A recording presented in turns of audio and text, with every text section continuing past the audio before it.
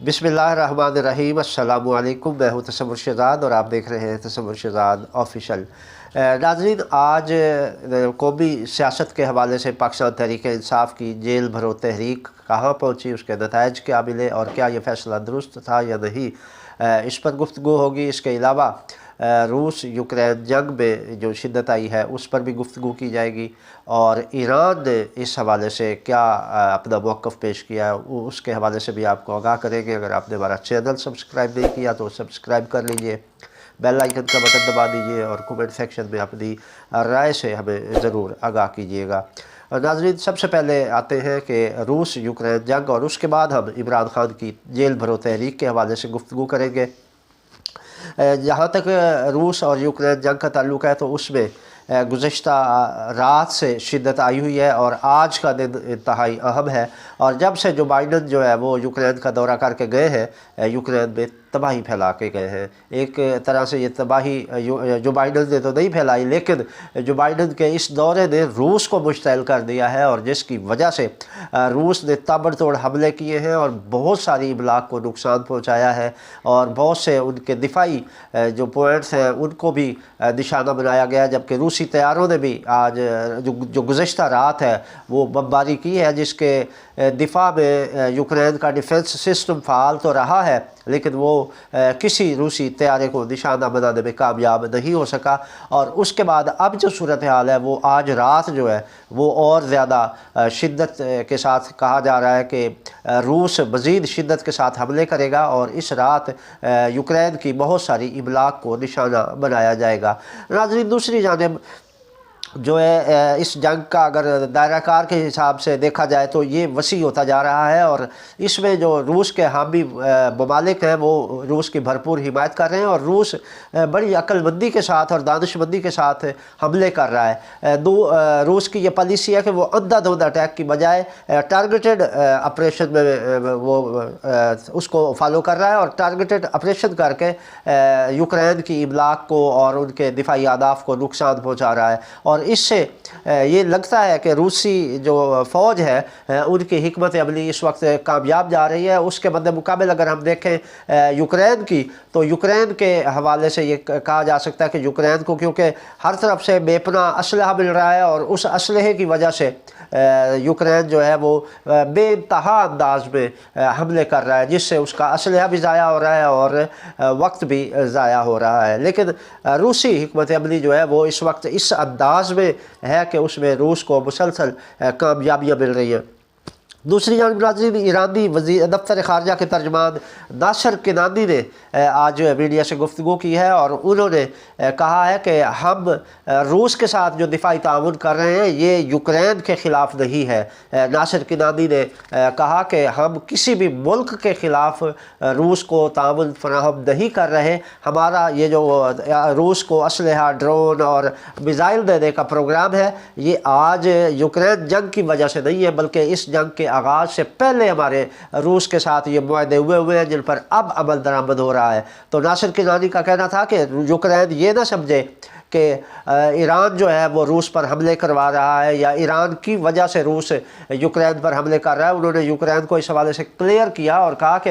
हम जो ड्रोन या मिज़ाइल रूस को फ्राहम कर रहे हैं उसका मुआहदा इस जंग के आगाज़ से बहुत पहले हो गया था और उसकी बुनियाद पर हम रूस को असलहा दे रहे हैं। तो इस हवाले से ईरान ने अपनी पोजीशन क्लियर की है और ये इसकी ज़रूरत इस वजह से पेश आई कि यूक्रेन ने इसराइल को कहा था कि ईरान हमारे ख़िलाफ़ हमले करवा रहा है रूस के ज़रिए, तो आप ईरान पर हमले तेज़ कर दें, जिसके बायस ईरान ने अपनी जो दिफाई पोजीशन है, अपनी दिफाई लाइन को मजबूत उसका सर जायज़ा भी लिया और रूसी अटैक्स को भी नाकाम बनाया। अब गुज़श्ता शब जो है वो ईरान ने अपने डिफेंस सिस्टम की वो प्रैक्टिस की है और मशक की है और उस मशक का मकसद यही था कि अगर ईरान पर कहीं से रात के वक्त हमला होता है, अगर कोई बमबारी होती है, कोई मिज़ाइल फेंका जाता है तो उसको कैसे काउंटर करना है। तो उसके लिए रात जो है ईरानी फोर्सेस ने मशक़ें की हैं और उन मशक़ों से उन्होंने अपना ये एयर डिफेंस सिस्टम जो है इसको टेस्ट किया है और उसमें ज़रा ये कह रहे हैं कि उसमें ईरानी फोर्सेस जो है वो मुकम्मल तौर पर कामयाब کامیاب رہی ہے اور ان کا یہ ڈیفینس سسٹم مکمل طور پر فعال ہے، اور اس حوالے سے ایران کا دفاع جو ہے وہ کافی حد تک مضبوط ہاتھوں میں ہے۔ تو یہ تھی ناظرین ایران، روس اور یوکرین کی صورتحال اس وقت جو ہے، اور مزید اس میں جو روس یوکرین جنگ ہے اس میں شدت آج آنے والی رات کو آئے گی، اور کل ہم آپ کو اس پہ مزید اپڈیٹ کریں گے کہ اس رات کو جو آ رہی ہے اس میں روس نے کیا تباہی کی ہے اور روس کی کتنی تباہی ہوئی ہے۔ تو اس جنگ کے جائزے کے حوالے سے آپ کو مزید تفصیلات سے آگاہ کریں گے۔ اب آتے ہیں ناظرین عمران خان کی جیل بھرو تحریک کی طرف۔ ناظرین یہ جیل بھرو تحریک کا آغاز 22 فروری کو لاہور سے کیا گیا تھا، اور اس میں پاکستان تحریک انصاف کے سینئر رہنماؤں نے گرفتاریاں دی تھی، جن میں لاہور سے شاہ محمود قریشی نے گرفتاری دی، اسد عمر نے گرفتاری دی، اور ان کے ساتھ جو تھے وہ اعظم سواتی صاحب تھے، اور عمر سرفراز چیمہ سمیت درجنوں کارکنان نے اس جو تحریک تھی اس کتابیں انہوں نے گرفتاریاں دی، جس پر لاہور پولیس نے انہیں کیمپ جیل اور کوٹ لکھپت جیل میں ایک رات رکھا، اور اگلے دن انہیں مختلف جیلوں میں منتقل کر دیا گیا، جن میں ڈی جی خان، لیا، بکھر اور دور دراز کی جیلیں شامل ہیں۔ اٹک تک کچھ کارکنوں کو بھجوایا گیا ہے۔ تو یہ وہ پالیسی تھی لاہور پولیس کی، اور حکومت کی جانب سے انہیں ہدایات دی گئی تھی کہ اگر کوئی کارکن گرفتاری دیتے ہیں تو پھر انہیں دور دراز جیلوں میں رکھا جائے، اور تاکہ ان کے جو لواحقین ہیں، ان کے ورثاء ہیں، وہ بھی ان تک پہنچتے ہوئے انہیں بھی پتہ چلے کہ گرفتاری دینا کیا ہوتا ہے۔ تو اس حوالے سے پی ٹی آئی کے ان کارکنوں کو تنگ کرنے کے لیے حکومت نے یہ حربہ استعمال کیا، اور اب ان گرفتاری دینے والوں کو دور دراز جیلوں میں منتقل کر دیا گیا ہے، جبکہ ان کے لواحقین نے، جن میں شاہ محمود قریشی اور دیگر رہنماؤں کے لواحقین نے ان کی بے جا حبس بے جا میں رکھنے کے خلاف درخواستیں بھی دائر کر دی ہوئی ہیں عدالت میں، اور عدالت سے کہا ہے کہ انہیں رہا کیا جائے۔ ناظرین یہ ایک عجیب صورتحال دکھائی دے رہی ہے یہاں پر کہ ایک طرف تو خود آپ جیل بھرو تحریک کے تحت گرفتاریاں دے رہے ہیں، اور پھر فوراً ہی اس کے لیے آپ درخواست بھی دائر کر رہے ہیں کہ انہیں رہا کیا جائے۔ تو یہ ایک عجیب و غریب صورتحال ہے۔ اس میں یا تو آپ گرفتاری نہ دیں، اور اگر آپ نے گرفتاری دے بھی دی ہے تو پھر اس میں ضمانت کے لیے رجوع کرنا یا درخواست دینا کہ حبس بے جا میں رکھا ہوا ہے، وہ بنتا نہیں ہے۔ یہی وجہ ہے کہ دوسرے دن جو اس جیل بھرو تحریک کا دوسرا مرحلہ تھا وہ کے پی کے میں شروع ہونا تھا، لیکن کے پی کے میں بھی کسی رہنما نے گرفتاری نہیں دی، صرف ایک بندے نے گرفتاری دی ہے، اور وہ ایک سابق ایم پی ہے کے پی کے وزیر زادہ، انہوں نے گرفتاری دی ہے۔ پورے کے پی کے سے صرف ایک بندے نے گرفتاری دی ہے، جبکہ دیگر کسی رہنما نے گرفتاری نہیں دی۔ اس پر پی ٹی آئی کے رہنماؤں کا کہنا تھا کہ ہم تو گرفتاری دینے آئے تھے لیکن ہمیں کسی نے گرفتار نہیں کیا۔ تو ظاہر ہے وہ پولیس بھی کے پی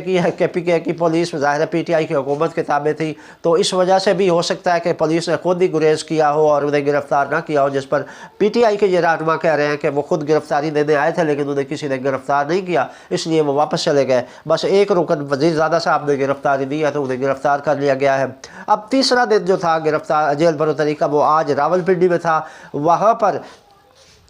فیاض چوہان نے اپنے ساتھیوں سمیت گرفتاری دی ہے، اور فیاض چوہان کے ساتھ 10 کارکنان نے وہ خود جا کر وہ پولیس کی وین میں بیٹھ گئے۔ پولیس نے وہاں جا کے اپنی قیدیوں والی گاڑی کھڑی کر دی تھی، جس پر پہلے فیاض چوہان بیٹھے اور پھر ان کے ساتھ ان کے 10 ساتھی بھی اس وین میں جا کر بیٹھ گئے، جنہیں پولیس نے منتقل کر دیا ہے کسی جگہ پر، اب کسی جیل میں لے گئے ہیں۔ ان کے بعد پھر زلفی بخاری آئے، اور زلفی بخاری نے بھی گرفتاری دے دی ہے۔ اب زلفی بخاری اور فیاض چوہان سمیت تقریباً 10 ارکان دیگر ہیں پی ٹی آئی کے، ٹوٹل 12 یا 14 ارکان ہیں جنہوں نے راولپنڈی میں گرفتاری دی ہے۔ ان کے علاوہ ناظرین وہاں پر جو ہے شیخ رشید اور عامر کیانی بھی پہنچے تھے، لیکن انہیں گرفتار نہیں کیا گیا، جس کی وجہ سے یہ ابھی تک باہر ہے، جبکہ یہ زلفی بخاری اور فیاض چوہان کی گرفتاری کی تصدیق بھی کر دی گئی ہے اور انہوں نے یہ گرفتاری دی ہے۔ ناظرین فیاض چوہان نے اس موقع پر کہا کہ انہوں نے یہ گرفتاری اپنی لیڈرشپ کے حکم پر دی ہے، اور انہوں نے یہ بھی کہا کہ میں نے اپنے ورثاء کو، اپنے گھر والوں کو، اپنے اہل خانہ کو روک دیا ہے کہ ان کی ضمانت نہ کروائی جائے۔ ظاہر ہے وہ جیل بھرو تحریک کا مقصد ہی یہی ہے کہ حکومت کو اپنے کاز کے لیے مجبور کیا جائے۔ اس جیل بھرو تحریک کا جو بنیادی مقصد عمران خان نے بتایا تھا وہ الیکشن کراؤ تھا، اور اس میں کہا گیا تھا کہ الیکشن کراؤ ملک بچاؤ مہم کے تحت انہوں نے یہ جیل بھرو تحریک پیش کی تھی، اور اس تحریک کی کامیابی جو ہے اگر اس کا جائزہ لیا جائے تو اس طرح یہ کامیاب نہیں ہوئی ناظرین جس طرح عمران خان کو توقع تھی۔ تو یہ عمران خان کی توقع کے برعکس ہوا ہے، کہ اسے وہ رسپانس نہیں ملا کارکنوں اور رہنماؤں کی جانب سے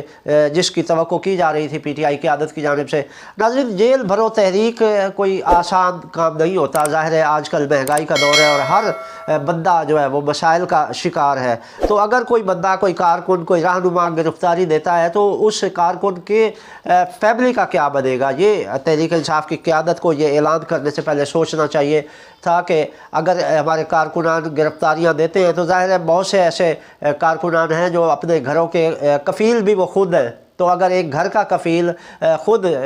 گرفتاری دے دیتا ہے اور جیل میں جا کر بیٹھ جاتا ہے تو اس کے گھر والوں کا کیا بنے گا؟ ان کی دال روٹی کس طرح چلے گی؟ تو اس کے لیے تحریک انصاف کو کوئی متبادل انتظام کرنا چاہیے تھا۔ اگر تحریک انصاف ایسا کرتی کہ کارکنوں کی لسٹیں تیار کرتی اور کہتی کہ جو کارکن گرفتاریاں دیں گے ہم ان کی فیملی کا خرچ اٹھائیں گے، ہم ان کی فیملی کی پروٹیکشن کریں گے، ہم ان کی فیملی کو سپورٹ کریں گے، لیکن پی ٹی آئی کی جانب سے ایسی کوئی پیشکش کارکنوں کو نہیں کی گئی، جس کی وجہ سے کارکن جو ہے وہ گرفتاریاں دینے سے گریزاں رہے، اور اس وجہ سے اس تحریک کو ثمر آور نہیں کہا جا سکتا، اس تحریک کو کامیاب نہیں کہا جا سکتا۔ پہلی بات تو یہ ہے کہ یہ جیل بھرو تحریک کا فیصلہ ہی میرے خیال میں یہ غلط ہے، کیونکہ یہ میری ذاتی رائے ہے۔ ہو سکتا ہے تحریک انصاف کی قیادت کو نے اس معاملے کے تمام پہلوؤں کا جائزہ لیا ہو، لیکن بظاہر اس وقت جو ملک کی صورتحال ہے اس میں اگر اس کا جائزہ لیا جائے تو یہ فیصلہ میرے خیال کے مطابق غلط ہے، اور اس کو اس وقت نہیں کرنا چاہیے تھا یہ جیل بھرو تحریک کا اعلان۔ یہ ویسے ہی ہے جیسے عمران خان نے ایک بار پہلے سیول نافرمانی کی تحریک چلائی تھی اور بجلی کے بل اور باقی یوٹیلیٹی بل جو ہے وہ جمع نہ کروانے کا اعلان کیا تھا، لیکن وہ تحریک بھی بری طرح ناکام ہو گئی تھی، اور یہ جیل بھرو تحریک بھی اسی طرح وہ سیول نافرمانی کی تحریک کی طرح ناکام نظر آ رہی ہے، کیونکہ اس میں گرفتاریاں دینے والے جو کارکنان ہیں ان کو اور ان کی فیملیوں کو تحفظ نہیں دیا گیا۔ اگر عمران خان یا پی ٹی آئی کی قیادت ان رہنما کارکنوں کے فیملیوں کی ذمہ داری اٹھا لیتی تو یہ تحریک کامیاب ہو سکتی تھی، اور اس میں زیادہ اکثریت جو ہے وہ ایسے کارکنان ہیں پی ٹی آئی کے ساتھ جو سپورٹ کر رہے ہیں وہ مڈل کلاس ہے، اور ظاہر ہے مڈل کلاس کو تو اپنے معاملات ہوتے ہیں، ان کے معاشی مسائل ہوتے ہیں، تو اس کے لیے یہ پالیسی بنائی جاتی تو یقیناً یہ تحریک کامیاب ہوتی۔ لیکن فی الحال اگر دیکھا جائے تو کے پی کے میں سے کسی کی گرفتاری نہ ہونا، پنڈی میں سے صرف 14-15 افراد کا نکلنا، اور لاہور میں بھی بہت کم تعداد نکلی ہے، جتنی توقع کی جا رہی تھی اتنے کارکنان نہیں نکل سکے، تو اس وجہ سے یہ تحریک فی الحال ابھی تک تو اس کے جو نتائج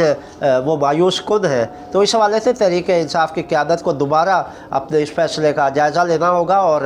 گرفتار کارکنوں کی رہائی کے لیے کوئی لاہ عمل بنانا ہوگا، اور اس کا ایک نئے سرے سے کوئی عمل کرنا ہوگا، تاکہ یہ جو تحریک ہے یا الیکشن کرانے کا جو ان کا مطالبہ ہے وہ کسی اور طریقے سے بھی بنوایا جا سکتا ہے۔ اس کے لیے عدلیہ کا دروازہ ہے، اور عدلیہ اس میں بڑا مثبت کردار ادا کر رہی ہے۔ اگر ہم عدلیہ کا کردار دیکھیں تو عدلیہ کا کردار انتہائی مثبت اور پازیٹیو ہے۔ تو یہ چیزیں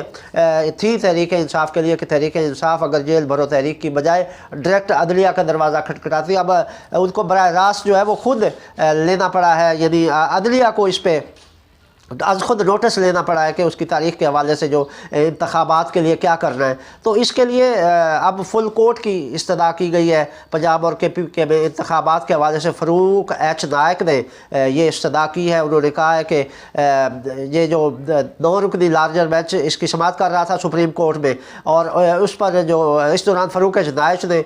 استدعا کر دی کہ یہ فل کورٹ بنایا جائے۔ چیف جسٹس عمر عطا بدیال کی سربراہی میں یہ 9 رکنی بینچ تھا، جس میں جسٹس اعجاز احسن، جسٹس سید منصور علی شاہ، جسٹس منیب اختر، اور جسٹس یحییٰ آفریدی، جسٹس مظاہر علی اکبر نقوی، جسٹس جمال مندوخیل اور جسٹس محمد علی مظہر کے ساتھ جسٹس اطہر من اللہ بھی اس لارجر بینچ کا حصہ ہیں۔ سماعت کے دوران اٹارنی جنرل روسٹم پر آئے اور انہوں نے عدالت عظمیٰ کو بتایا کہ سپریم کورٹ کے حکم کی کاپی نہیں ملی، تمام فریقین کو نوٹس نہیں ہو سکے، جس پر ناظرین پھر عدالت نے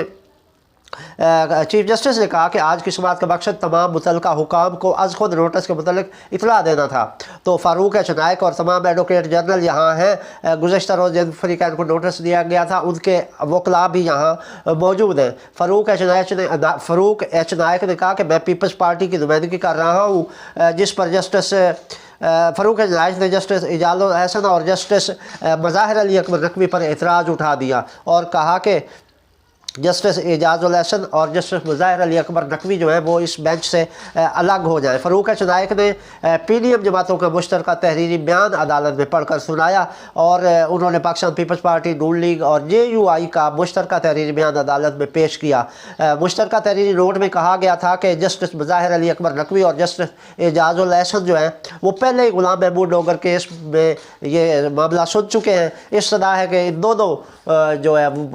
फाजिल जजेस साहबान है इनको इस केस से अलग कर दिया जाए। फ़रूक चनाइक ने कहा कि मुश्तरका नोट में कहा गया है कि फेयर ट्रायल के हक़ के तहत जस्टिस एजाज उल एहसन और जस्टिस मुज़ाहिर अली अकबर नकवी इस केस से अलग हो जाए। दोनों जजेस के कहने पर आज खुद नोटिस लिया गया इसके मज़कूरा जजेस बेंच से, इसलिए मज़कूरा जजेस जो है वो इस बेंच से अलग हो जाए। फ़रूक चनाइक ने गुलाम महमूद डोगर केस में दोनों जजेस का फैसला पढ़कर सुनाते हुए कहा कि दोनों जजेस ने आज खुद नोटिस के लिए मामला चीफ जस्टिस को भिजवाया। जस्टिस मंदोखेल के नोट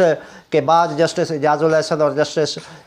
मुज़ाहिर अली अकबर नकवी खुद को बेंच से अलग कर दें। दोनों जजेस नून लीग और JUI के किसी भी मुकदमे की समाअत न करें। डोगर के सर्विस मैटर में ऐसा फैसला आना तशवीशनाक है। इसके साथ ही फ़रूक चनाइक ने जस्टिस जमाल मंदोखेल का नोट भी पढ़ दिया। फ़रूक चनाइक ने कहा कि जजेस से कोई ज़ाती खलफशार नहीं, जो हिदायत मिली है वो सामने रख रहा हूँ। जस्टिस फ़रूक चनाइक ने कहा कि जजेस के मामले पर पीर को आपको सुनेंगे। फ़रूक चनाइक ने कहा कि वाज़े कर दूँ कि जजेस से कोई भी मेरी ज़ाती अनाद नहीं है। दोनों जजेस अपनी राय का इजहार डोगर केस में पहले ही कर चुके हैं। नाज़रीन, इसके बाद जो है वो शेख रशीद के वकील ने वो भी मौजूद थे। उन्होंने कहा कि कल से मीडिया पर अदलिया की तज़हीक की जा रही है और मेरे मुवक्किल शेख रशीद ने इस्तदा की है कि अदलिया मीडिया पर जो है वो अदलिया की तज़हीक का मामला खुद अदालत देखे। इस पर चीफ जस्टिस उमर रज़ा बंदियाल ने कहा कि इस मामले को बाद में देखेंगे, अटार्नी जनरल साहब आप केस की तैयारी करें। तो उसके बाद फ़रूक चनाइक ने कहा कि पहले बेंच की तश्कील और इस पर इतराज़ात का मामला हल होना चाहिए। बेंच की तश्कील का मसला हल होने के बाद केस काबिल समाअत होने का मामला आएगा। अब सुप्रीम कोर्ट ने नाज़रीन इस केस की समाअत जो है वो पीर को 11 बजे तक मुलतवी कर दी है और इस पर मज़ीद समाअत अब पीर को होगी। ये थी नाज़रीन इस केस के हवाले से भी कुछ डिटेल्स जो हमारे पास अभी आई तो हमने आपके साथ शेयर कर दी। मज़ीद अपडेट्स आती हैं तो वो भी आपके साथ शेयर करते रहेंगे। तसव्वुर शहज़ाद को इजाज़त दीजिए। अल्लाह निगहबान।